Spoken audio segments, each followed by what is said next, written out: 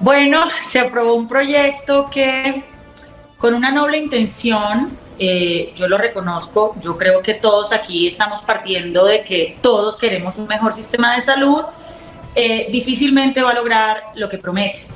La reforma a la salud fue concebida desde el principio con un componente ideológico supremamente fuerte que parte de una premisa que ellos repiten y es que los recursos públicos no deben tener participación privada y que básicamente el problema del sistema de salud en Colombia es que hay unos recursos públicos que están siendo administrados por un tercero, que son las EPS. Y aceptando que por supuesto muchas EPS han tenido problemas, pero que también hay otras que lo ha hecho bien, pues la reforma básicamente propone arrasar con el sistema de salud como lo conocemos hoy. Propone una arquitectura institucional que es muy distinta a la actual, que digamos fragmenta los servicios de salud de manera muy peligrosa y de alguna manera no resuelve lo que promete. No hay ninguna disposición concreta, por ejemplo, para la salud rural, que yo pensaba al comienzo que el gobierno se la iba a jugar por presentar una reforma a la salud rural, no.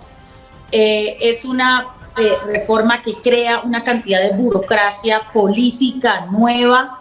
Algunas de estas burocracias serán supraterritoriales y recibirán unos recursos bastante altos, hasta el 1% del total del presupuesto en salud. Estamos hablando de que eso para el otro año podría ser entre 900.000 y 1 billón de pesos para estas nuevas burocracias. Es una reforma que acaba con la libre elección, es una reforma que le da un vuelco a los contratos y pagos en el sistema. Los CAPS, que ahora son los que se van a encargar de la atención primaria, van a ser financiados a la oferta. Eso tiene muchos riesgos si le vamos a financiar a la oferta, por ejemplo, CAPS privados en las ciudades. Y en la mediana y alta complejidad desaparecen los contratos y aparece la figura de compra abierta. Sí. Esto quiere decir pago por evento y eso desborda el gasto. Entonces es una reforma muy compleja que, a mi juicio, y después de haber estudiado 10 meses la reforma con los expertos, probablemente puede producir un colapso en los servicios de salud y esto lamentablemente va a afectar a los pacientes de alto costo, además de probablemente aumentar el gasto de bolsillo más adelante para los colombianos. Entonces, a mi juicio, esta reforma es un retroceso. Primero, estamos hablando de una transición de 2 años, algo completamente irresponsable, dicho por el documento que nos entregó el mismo Ministerio de Hacienda la semana pasada, que primero se tiene que garantizar un sistema único de información para hablar de verdad de implementación de una reforma a la salud.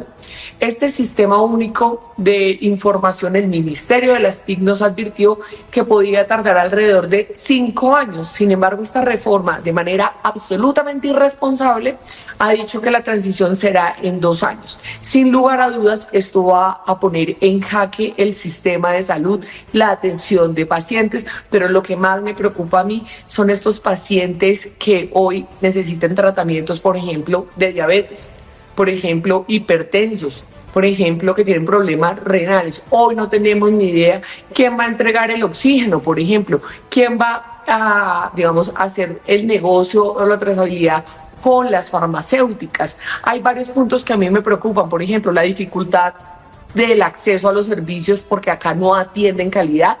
Acá lo que estamos viendo es múltiples agentes estatales que asumirán las funciones del actual EPS.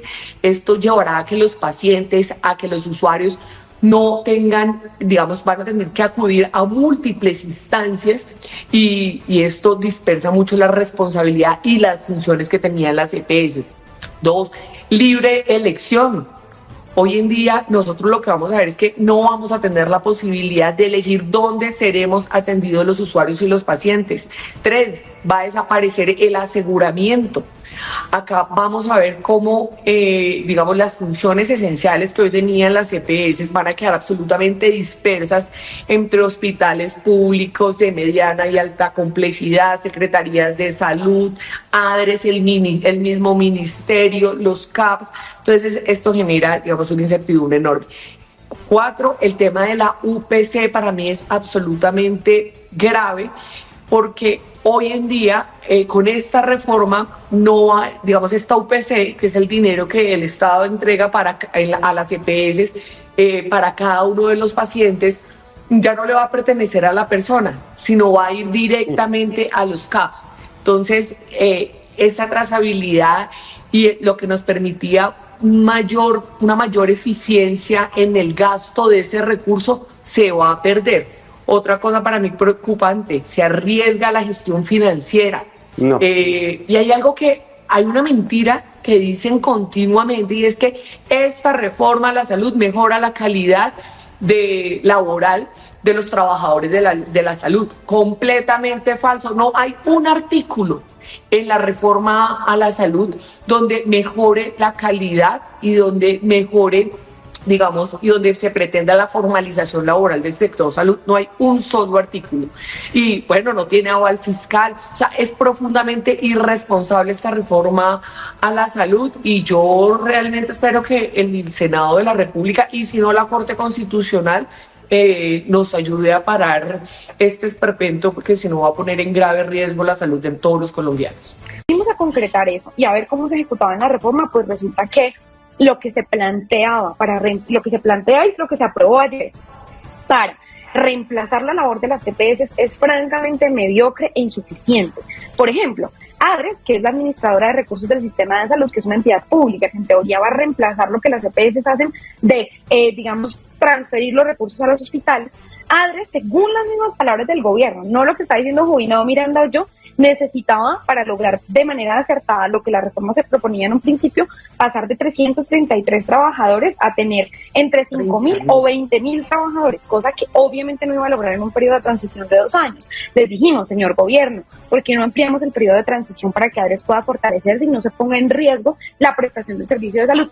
No hubo poder humano que hiciera que nos escucharan. Es una reforma que hasta en sus fines nobles está desfinanciada. Por ejemplo, mejorar las condiciones laborales de los trabajadores, que al final no quedó en ningún artículo. Miranda tiene la razón, pero inicialmente estaba, eso cuesta cerca de 9 millones de pesos. Cuesta, pero hay que hacerlo, es algo necesario para el país, pero eso implica reconocerlo, hacer un plan de financiación, cada año vamos a meterle tanta plática a ese objetivo. No hubo poder humano que garantizara que eso estuviera, por ejemplo, en el anticoncepto del Ministerio de Hacienda, como yo le puse.